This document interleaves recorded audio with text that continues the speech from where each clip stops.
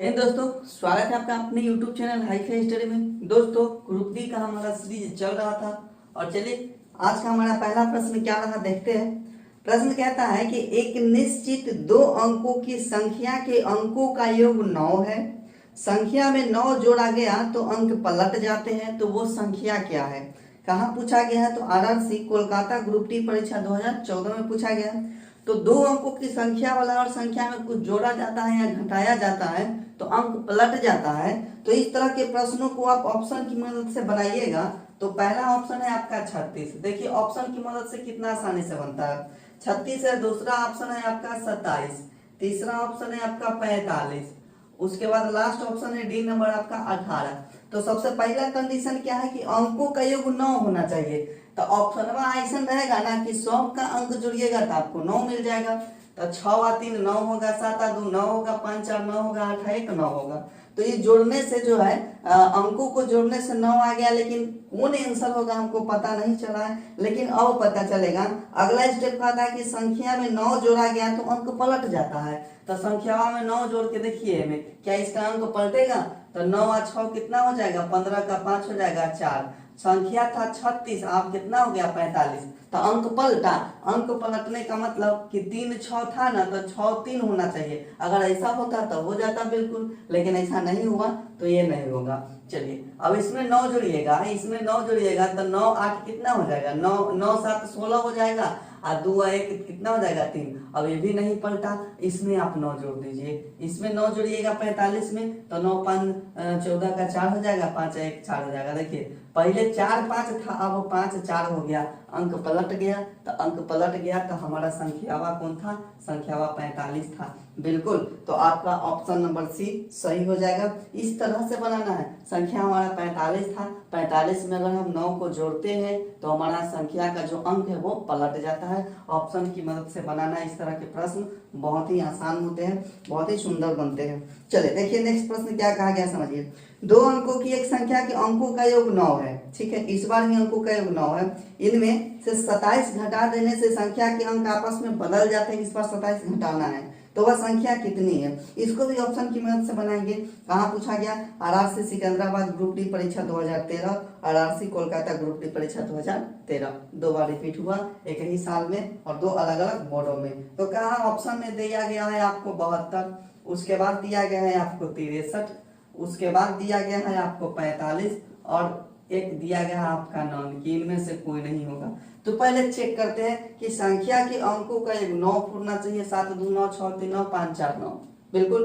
तो वो इससे नहीं पकड़ा। अब कहा कि इसमें 27 घटा देने संख्या के अंक बदल जाते हैं। 27 घटाना है। चलिए 27 हम घटा देते हैं। इसमें 12 में से 7 जाएगा तो 5, कहीं इसमें है देखिए 12 में से 7 जाएगा तो 5, तो 7 2 में 5 है, तो ये तो ऑलरेडी नहीं ये होगा। इसमें से हम 27 घटा देते हैं, क्या हो जाएगा, 13 में से 7 जाएगा तो कितना हो जाएगा, 6 हो जाएगा। 5 में से 2 जाएगा तो कितना हो जाएगा, 3 हो जाएगा। देखिए 63 था, 63 के अंक को बदलेंगे तो अंक को बदलेंगे 3 6 के स्थान पर जाएगा, 6 3 के स्थान पर जाएगा तो 3 आ गया, 6 आ गया। आपका यही ऑप्शन सही होगा, दूसरा कोई नहीं होगा। यानी संख्या वह हमारा क्या था, संख्या वह हमारा 63 था।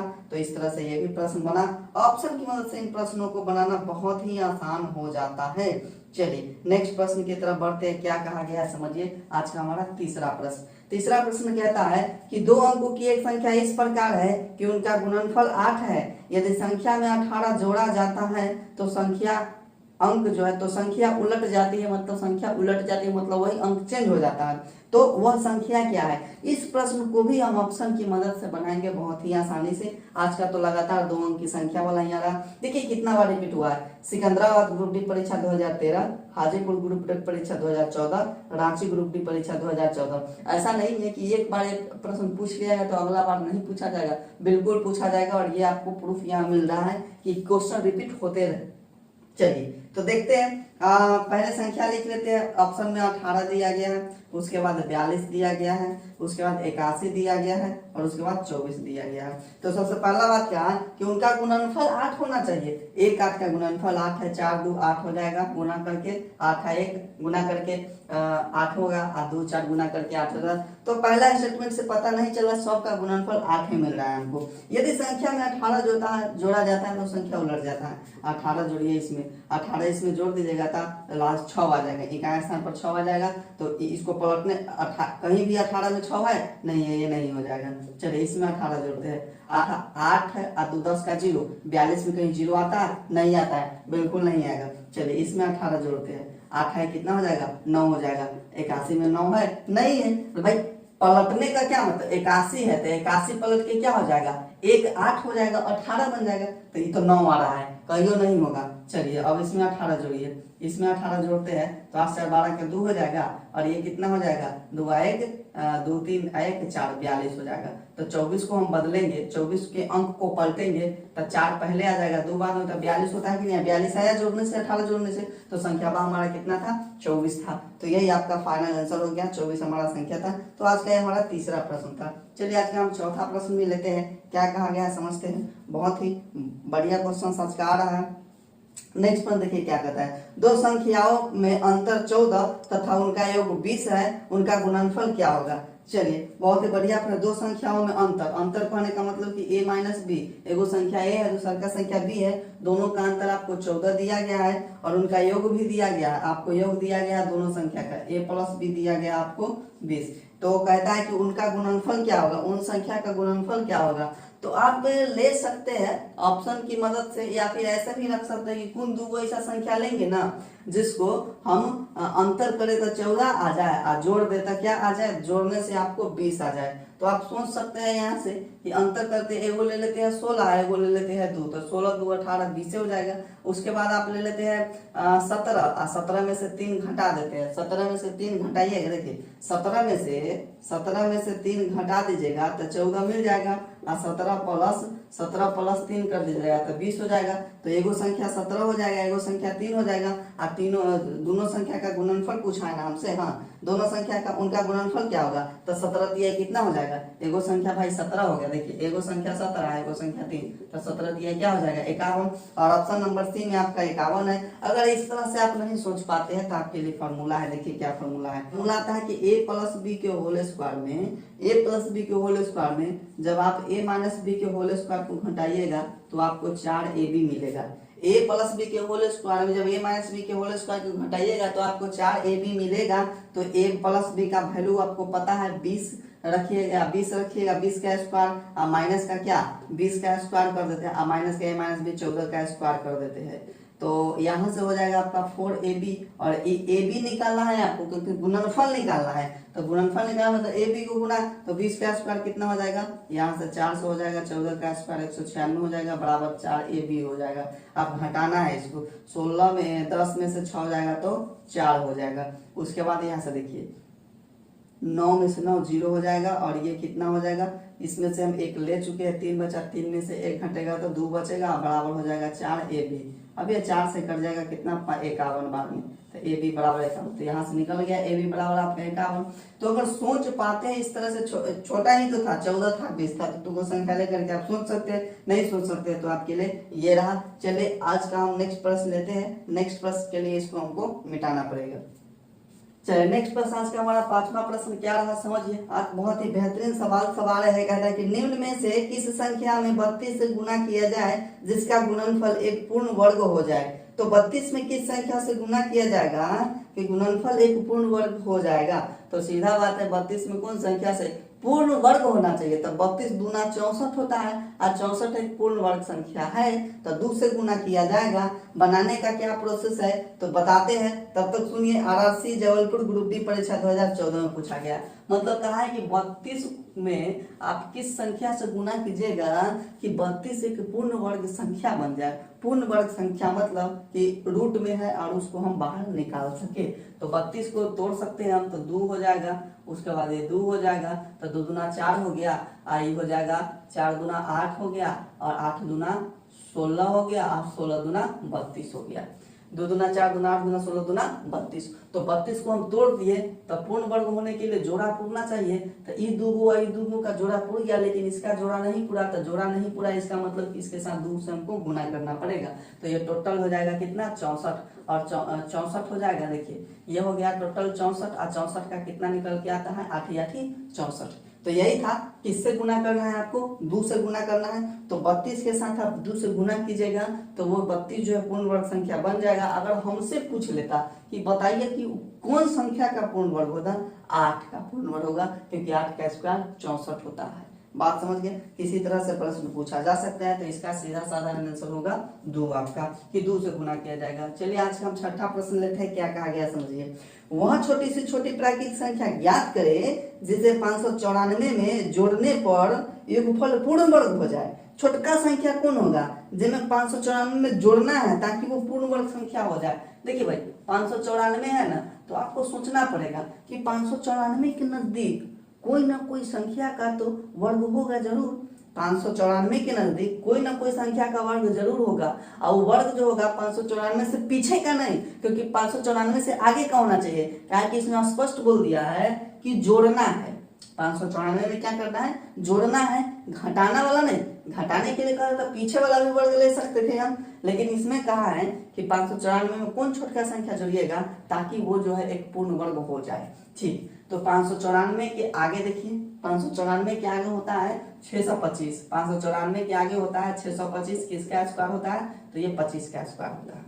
25 का स्क्वायर होता है 625। तो क्या जोड़ेंगे 594 में कि 625 आ जाए, तो 625 को घटा लीजिए इसमें से, या फिर ऐसे ही जोड़ सकते हैं। देखिए इधर 6 बचा और उधर 25 बचा, 25 6 कितना हो जाएगा 31। कितना जोड़ना पड़ेगा, 31 जोड़ना पड़ेगा ताकि वो 594 एक पूर्ण वर्ग संख्या बन जाए। अगर पूछता कि 594 में क्या घटाया जाए ताकि वो एक पूर्ण वर्ग संख्या बन जाए, तो 594 से पहले होता है 576। कितना, 576 किसका होता है, तो 24 का होता है। किसका होता है 576, 24 का स्क्वायर होता है। तो कहा क्या घटा दीजिए, तो घटाने के लिए देखिए इधर से कितना हो जाएगा, इधर से 4 हो जाएगा तो 80 हो जाएगा, और 4 8 हो जाएगा, इधर से 8 और उधर से 10 हो जाएगा, तो 18 क्या हो जाएगा 18। मतलब 594 में हम 18 घटा लेंगे तो हमको 576 मिल जाएगा। ठीक है, इस तरह से प्रश्न को सोचना है, ध्यान है ना, प्रश्न को सोचना है आपको। ठीक है, चलिए नेक्स्ट प्रश्न की तरफ बढ़ते। तो इसका आंसर हमारा क्या होगा 31। ठीक है, इस तरह से सोचना है, बिल्कुल घबराने की जरूरत नहीं है। चलिए नेक्स्ट प्रश्न की तरफ बढ़ते। कहाँ पूछा गया था ये समझ लीजिए, आरआरबी महेंद्रू घाट पटना ग्रुप डी परीक्षा 2004 में पूछा गया था प्रश्न। बहुत ही बढ़िया प्रश्न था। नेक्स्ट प्रश्न देखिए क्या कहा गया, 3 अंकों की एक संख्या ज्ञात कीजिए जो एक पूर्ण वर्ग से 2 अधिक और एक पूर्ण घन से 2 कम हो। 3 अंकों की एक संख्या ज्ञात करना है जो कि एक पूर्ण वर्ग से 2 अधिक और एक पूर्ण घन से 2 कम हो। ऑप्शन की मदद से बनाएगा तो देखिए कैसे ही तुरंत बन जाएगा। तो ऑप्शन में 627 है आपको, उसके बाद 402 है आपको, और उसके बाद दिया गया है 123 है, और उसके बाद दिया गया है 9, उसके बाद दिया गया है कि 9। तो क्या कहा है कि पूर्ण वर्ग से 2 ज्यादा, पूर्ण वर्ग से 2 ज्यादा होना चाहिए और पूर्ण घन से 2 कम होना चाहिए। पूर्ण वर्ग से 2 ज्यादा होना चाहिए और पूर्ण घन से 2 कम होना चाहिए। 627 के बारे में सोचिए, 25 का स्क्वायर, 25 का स्क्वायर कितना होता है, 25 का स्क्वायर आपका जो होता है वो होता है आपका 625 होता है कि नहीं, 625, 25 का स्क्वायर होता है 625। तो 627 है तो 2 तो ज्यादा है, पूर्ण वर्ग से 2 ज्यादा है, लेकिन घन है कि कोनो घन नहीं है, ये नहीं होगा। ठीक है, घन करने जाएंगे तो 5 का स्क्वायर होता है 25 और 5 का क्यूब, इधर से तो ये नहीं होने वाला। ठीक, ये नहीं हो जाएगा। 402 में देखिएगा तो 20 का तो स्क्वायर हो जाता है, 20 का स्क्वायर हो जाता है कितना 400, 20 का स्क्वायर 400 आप प्लस 2 तो 402 आ जाएगा। लेकिन ये किसी का घन नहीं है, इसके नजदीक कोई घन नहीं है जो 2 से कम होगा। ठीक है, 123 के बारे में देखिए, 11 का स्क्वायर हो जाएगा कितना 121, 121 पे 2 जोड़िए तो 123 तो आ जाता है। ठीक है, क्या ये किसी के घन के नजदीक है, तब 5 के क्यूब कीजिए, कितना होता है 125, 5 का क्यूब कितना होता है 125 है, तो 125 आइए कितना है 23, तो 2 कम है, 123 2 कम है।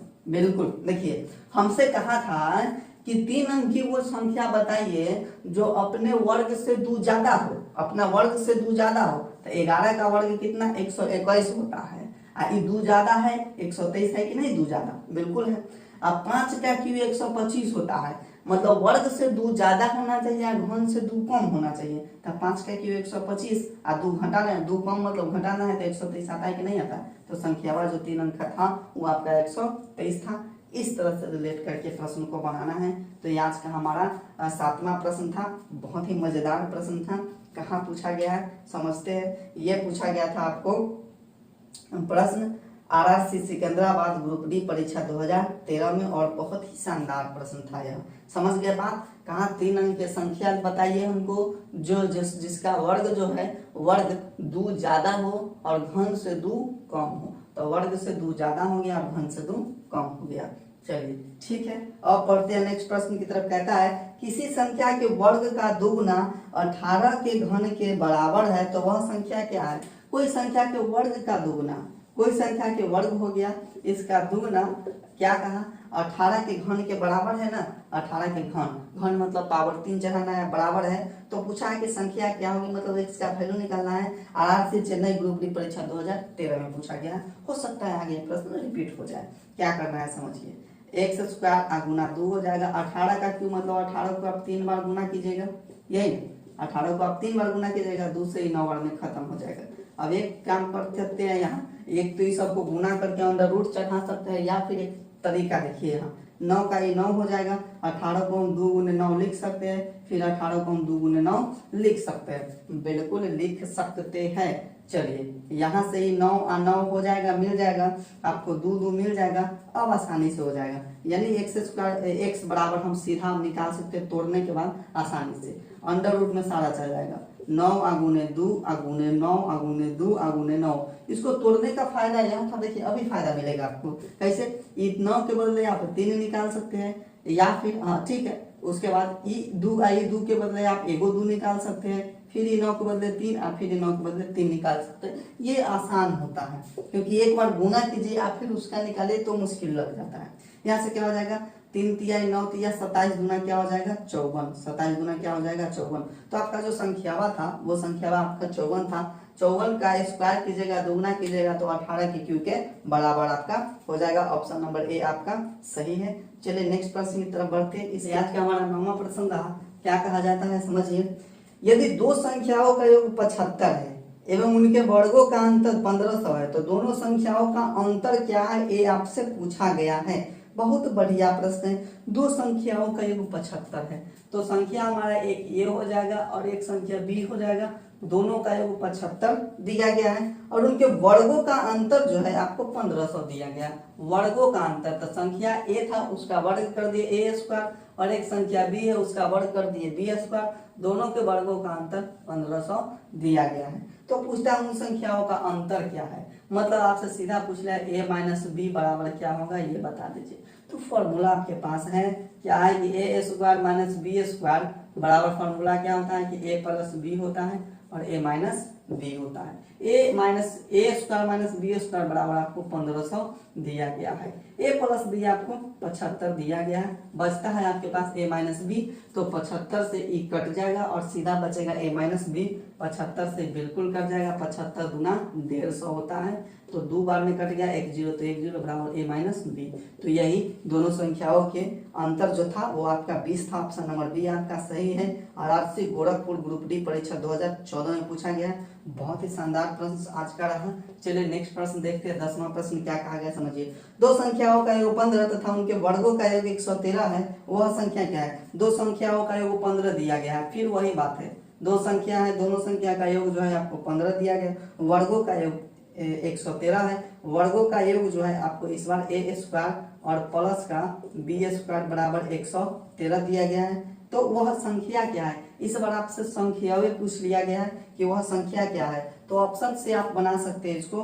ऑप्शन में आपको दिया गया है 7 8, उसके बाद 6 9, उसके बाद 5 10, उसके बाद 4 11। इस बार आपको दोनों संख्या पूछ लिया है कि कौन दो ऐसा संख्या है जिसको जोड़िएगा तो 15 पुर जाए और दोनों का वर्ग करके आप जोड़िएगा तो आपको 113 मिले। तो देखिए जो ऐसा संख्या आपको देगा ना कि दोनों को जोड़ने पर 15 आएगा करेगा, ठीक है। तो हम पहला ये स्टेटमेंट से हम पता नहीं कर पाए, लेकिन दूसरा से जरूर पता कर लेंगे। देखिए दूसरा से कीजिए, 7 8 लेते हैं तो 7 का स्क्वायर कितना हो जाएगा, 7 का स्क्वायर आपका हो जाएगा 49, 8 का स्क्वायर कितना हो जाएगा 64, दोनों को जोड़ने से 113 पूरना चाहिए। तो 9 और 4 13 का 3 हो जाता है, 6 4 10 1 11 113 तो पूर गया। ऐसा तो नहीं, देखिए इसको भी चेक कीजिए, इसको चेक कीजिए। 6 का स्क्वायर कितना होता है 36 होता है, और 9 का स्क्वायर कितना होता है 81 होता है। ठीक है, 6 कितना हो जाता है 7, तो यूनिट डिजिट पर यहाँ 3 है, यहाँ 7 आया नहीं होगा। 5 का स्क्वायर कितना हो जाएगा 25 आई, यहाँ देखिए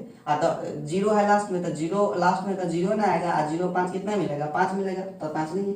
4 का स्क्वायर कीजिएगा तो 16 आएगा, 11 का स्क्वायर कीजिएगा 121 आएगा। तो बहुत भाग गया, यहाँ से देखिए 113 ही दोनों को पुराना है, ये कितना हो जा रहा है 121, बहुत ज्यादा भाग गया। तो नहीं, ये हमारा ऑप्शन नंबर सही है। दोनों संख्या 7 और 8 है, पहला संख्या को 7 मानेगा तो दूसरा संख्या 8 हो जाएगा। आज का हमारा 10वां प्रश्न रहा है। चलिए एक और प्रश्न देख लेते हैं, आज का बहुत ही मजेदार सेशन रहा। नेक्स्ट प्रश्न देखते हैं क्या कहा गया।